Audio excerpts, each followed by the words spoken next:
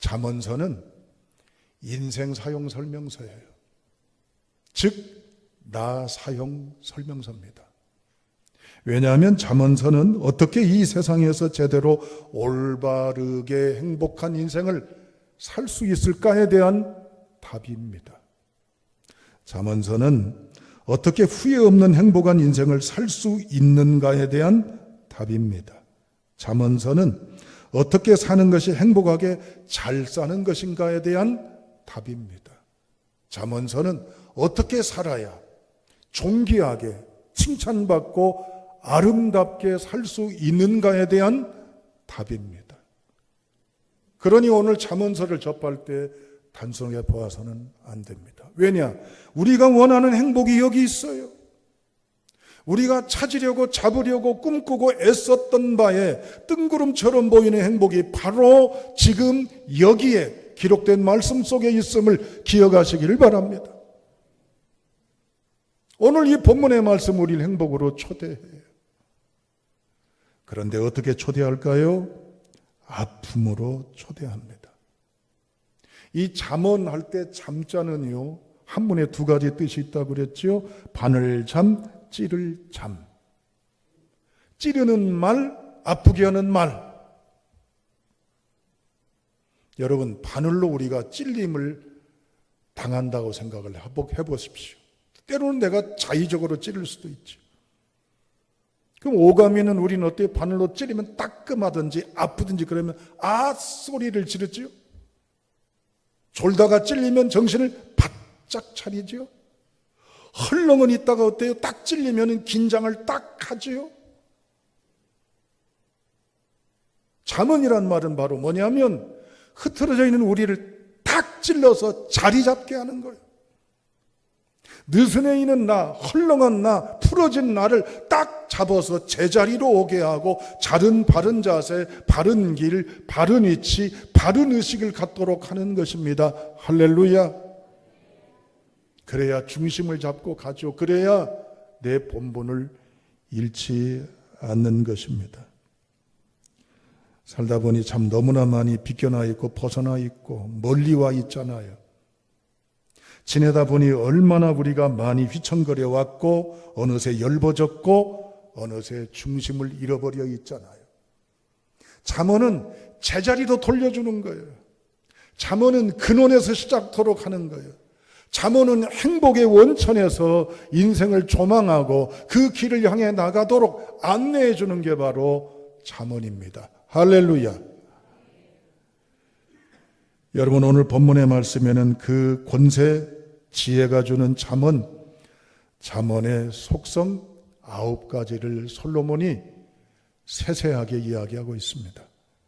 다 같이 2절부터 4절까지 읽어보겠습니다. 기록된 말씀 2절부터 4절입니다. 읽습니다. 이는 지혜와 훈계를 알게 하며 명철의 말씀을 깨닫게 하며 지혜롭게 공의롭게 정의롭게 정직하게 행할 일에 대하여 훈계를 받게 하며 어리석은 자를 슬기롭게 하며 젊은 자에게 지식과 근신함을 주기 위한 것이니 아멘. 지혜는 주기 위한다라고 그랬어요. 결국에는 우리에게 유익한 거예요. 이것을 꼭 붙잡으면 9가지 더한 것이 결국 산셈으로 말하면 덧셈에 의하면 니콜, 9 더하기 니콜은 행복이에요. 여러분 행복하길 원하시죠? 그 행복은 바로 여기에 있습니다. 솔로몬이 뼈저리게 느끼고 선언한 내용입니다. 우린 이 말씀을 오늘 경홀히 여겨서는 안 됩니다. 솔로몬은 우리에게 인생의 출발점을 어디서 출발해야 되는지, 행복의 출발점을 어디서 출발해야 되는지를 말하려고 합니다. 첫째, 지혜의 속성 첫째는 바로 여러분 2절을 보시면 훈계라고 나와 있어요. 이건 원문으로 말하면 무사르입니다. 지혜는 바로 속성이 뭐냐? 훈계해 주는 거예요. 훈계라고 한 뜻은 바로 잡아준다 그 말이에요. 어긋나고 틀어지고 휘어지고 고장나고 문제 생긴 걸 똑바로 바로 정리해주고 잡아줘서 제자리, 제위치, 제역할, 제본분, 제의식을 갖도록 해준다. 뭐가? 지혜가. 그러니 행복해요, 안 행복해요? 두 번째, 명철이라고 나와 있습니다. 이 명철이라고 하는 것은 분별이란 뜻입니다. 따라합니다. 분별하는 것입니다. 여러분 살아가면서 사리 분별해야 할 거 아니에요. 옳으냐 그르냐 맞냐 틀리냐 왼쪽 오른쪽 먼저 나중 이것 저것 구분 못하고 살다 보면 결국 불행을 자초하는 일들이 허다하잖아요. 그런데 지혜는 우리로 하여금 명철케 합니다. 옳고 그름 시시비비를 구분할 줄 아는 통찰력을 주게 됩니다. 세 번째, 3절 현명함입니다. 샤칼이라고 그래요. 이것은 신중하게 구분했으니 이제는 어떻게 해요? 신중하게 그것을 고개 끄덕끄덕하고 그래야겠다라고 동의하고만 하는 게 아니라 신중하게 행하도록 하는 겁니다. 실천토록 하는 거예요. 늘 뉘우치고 깨닫고 반성하고 자책하지만 않게 하는 거예요. 느꼈으면 깨달았으면 그걸 알았으면 그걸 안 하도록 고치도록 변화하도록 그걸 개선해 나가도록 실천력을 주는 게 바로 뭐예요? 지혜라고 하는 거예요. 네 번째는 3절 보면은 공의롭게 그랬습니다. 공의롭게. 이 공의로운 바로 뭐냐면은 도덕적으로 정직함을 말합니다. 정직하다고 그래서 거짓말 안 하고 선하고 양심적이고 그것을 말하는 게 아니라 이웃에 대해서 주변 사람에 대해서 진실하게 대하는 거예요. 계산 깔고 이용해 먹으려고 그러고 내게 득이 있다 싶어 줄대고 이젠 붙잡는 그런 거 말고 다 모두를 사랑할 줄 아는 그 중심의 태도, 이게 바로 뭡니까? 공의로움입니다.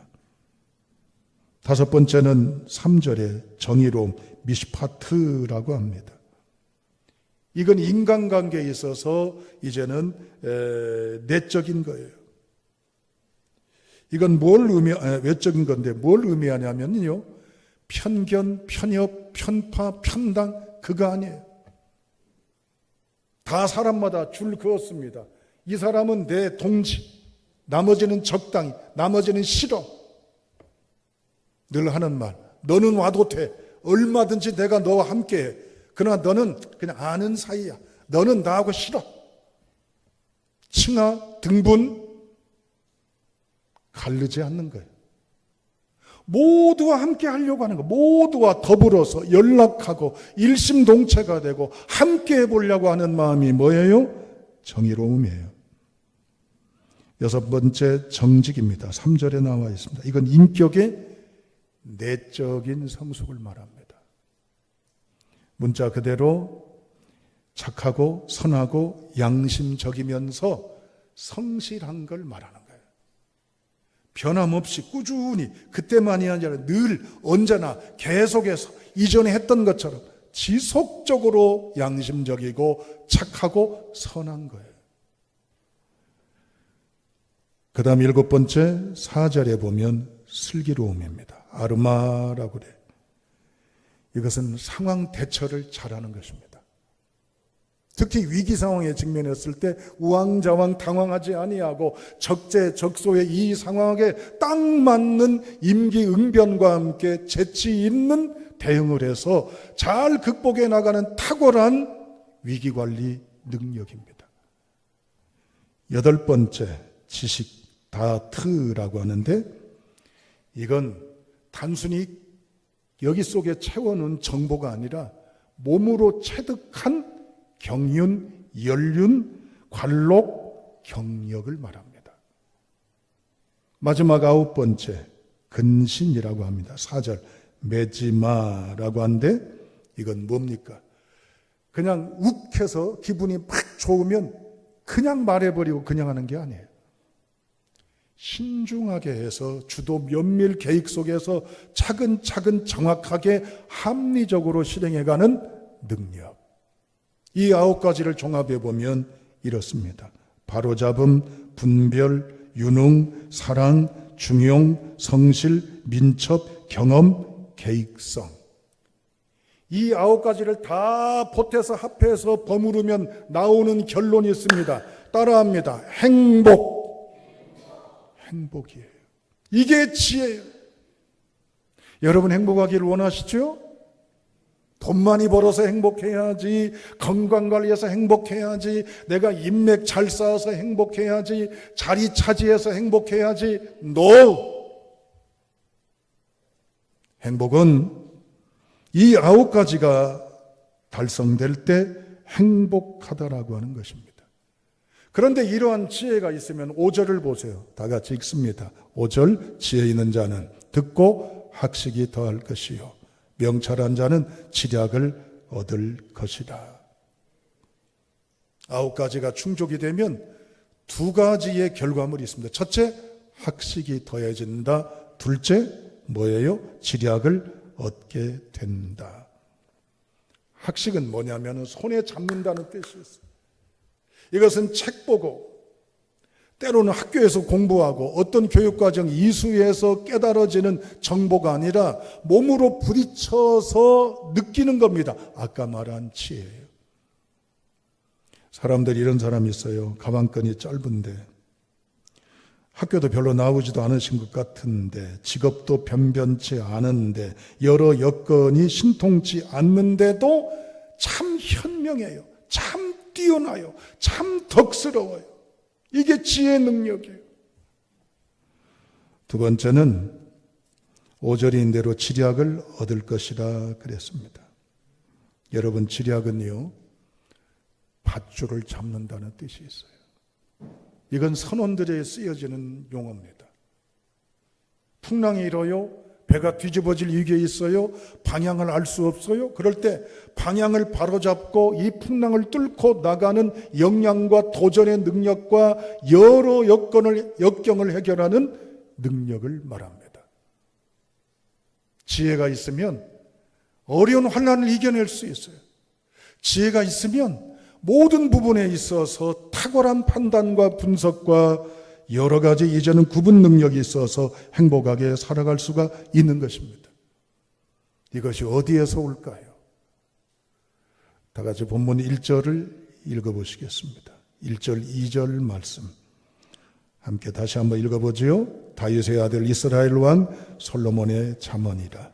이는 지혜와 훈계를 알게 하며 명철의 말씀을 깨닫게 하며. 1절을 주목하십시오. 누구의 잠언이라고요? 다윗의 아들 이스라엘의 왕 솔로몬의 잠언이라 그랬어요. 1절을 그대로 해석을 하면 나 솔로몬 똑똑한 나 대단히 탁월하고 박학다식하고 움직이는 백과사전인 내가 만들어낸 거야 라고 선언한 것 같죠. 이젠 솔로몬은 3가지로 자기 자신을 자랑하자. 첫째, 나 아버지가 다윗이야. 다윗의 아들이야. 평화의 도성인 예루살렘을 다스리는 위대한 왕, 나 솔로몬이야. 그리고 똑똑한 나 솔로몬이야. 그래서 내가 만들어낸 게 이거고 여러분들에게 도움을 주는 게 이거야 라고 선언한 것 같지만 그게 아니에요. 다 같이 1장 7절을 읽어보시겠습니다. 1장 7절입니다. 시작.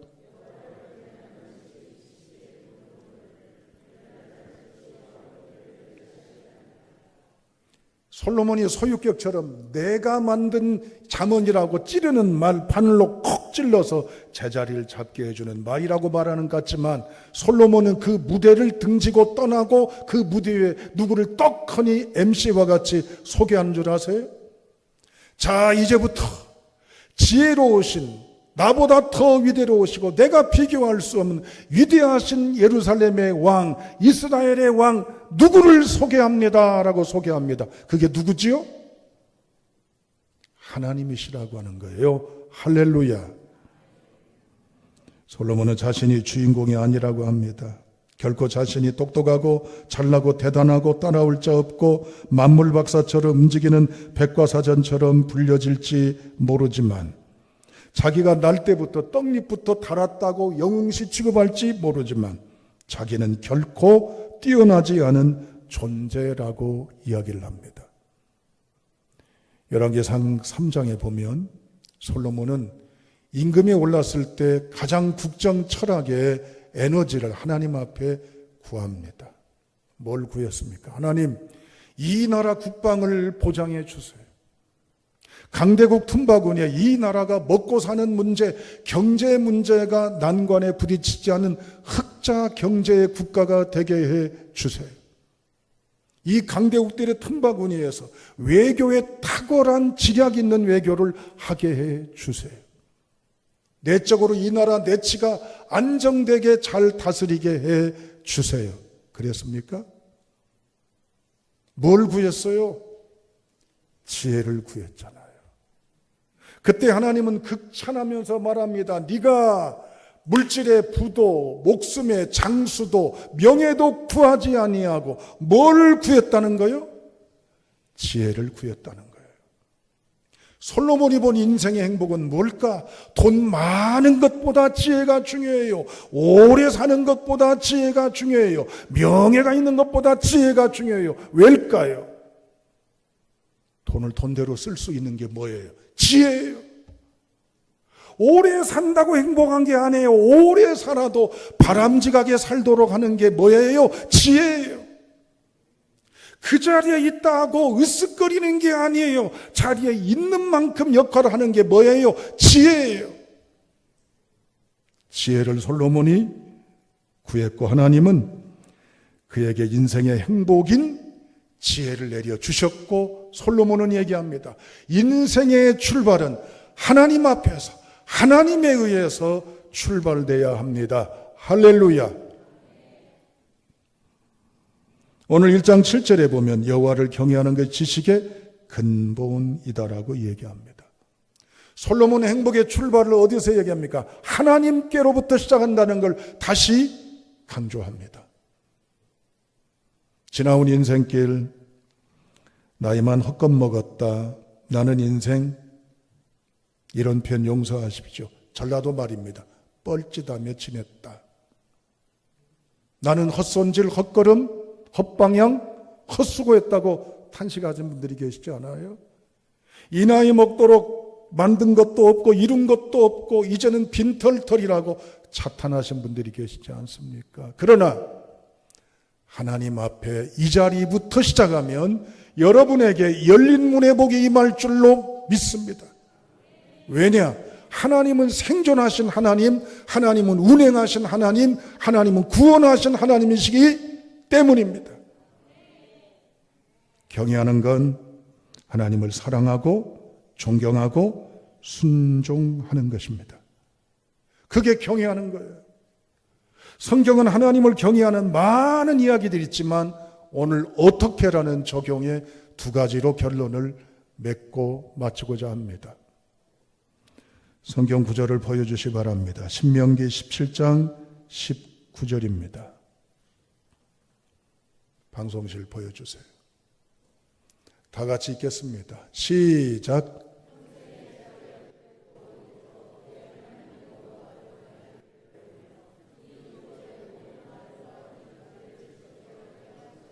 아멘.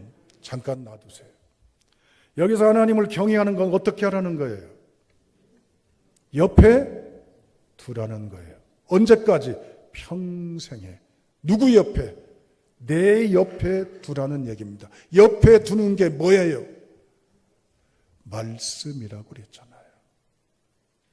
여러분 얼굴 바로 옆에 무엇 두고 주무십니까?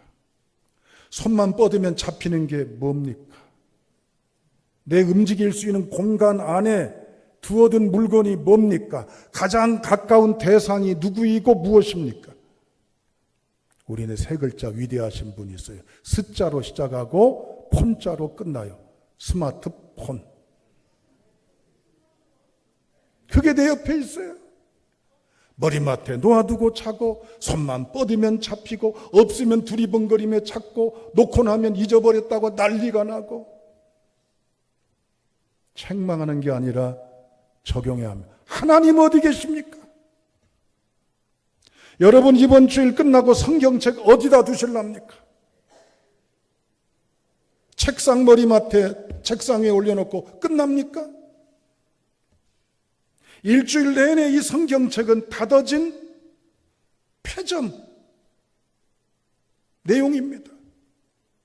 성경은 단순하게 이야기합니다. 네 머리맡에 두고 펴서 읽고 이 말씀을 늘 가까이 하라. 이게 여호와를 뭐하는 거라고요? 경외하는 거라고 이야기합니다. 말씀 안으로 가십시오. 그러면 바늘처럼 중심을 잡을 겁니다. 내가 누구인지를 놓치지 않을 겁니다. 두 번째 마지막 잠언 3장 6절을 읽어보시죠. 자, 보일 겁니다. 방송실 보여주세요. 자, 읽습니다. 시작.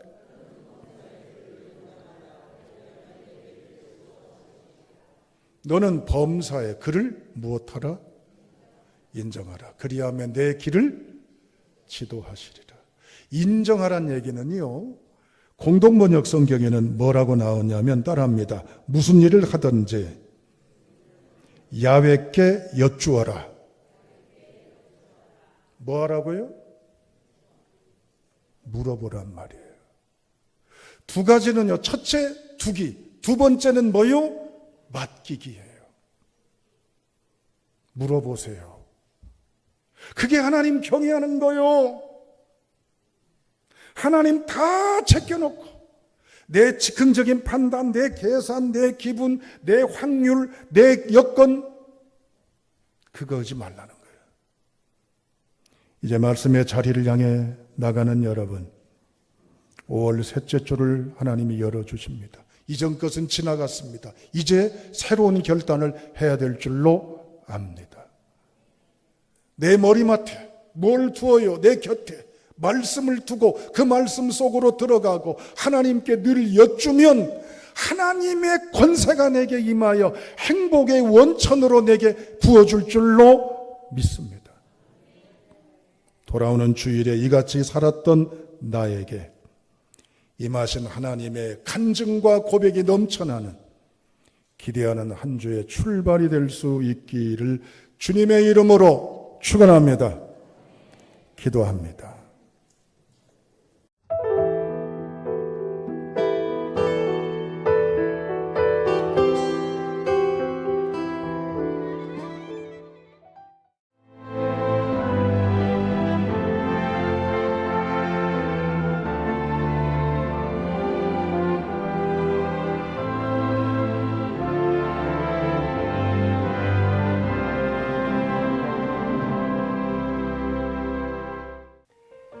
CBS를 사랑해 주시는 전남 지역 청취자 여러분, 안녕하십니까? CBS 재단 이사장 꿈의 교회 김학중 목사입니다. 여러분의 사랑과 관심 덕분에 전남 CBS가 순천시 장천동에 새로운 사옥을 마련하게 됐습니다. 이 방송국 사옥이라는 것은 단순히 건물을 짓는 의미에 지나지 않습니다. 전남 지역 복음 전파와 특별히 다음 세대를 위한 미래 비전을 세우는 일입니다. 코로나19로 모든 활동이 중단되고 또 관계가 단절되는 상황이지만 우리 CBS 방송만큼은 우리의 발길이 닿지 않는 곳까지 구석구석 하나님의 말씀을 전하는 위대한 힘을 지니고 있습니다. 이 방송이 믿음의 반석 위에 굳건히 세워질 수 있도록 여러분들께서 벽돌 한 장 한 장씩 쌓아가는 마음으로 전남 CBS를 위해 후원해 주시고 기도해 주시기를 간곡히 부탁드립니다. 여러분의 이 작은 행함이 CBS를 통해서 교회 공동체를 회복하고 누군가의 믿음을 소생시켜 줄 굳게 믿습니다. 여러분 한 분 한 분을 축복합니다.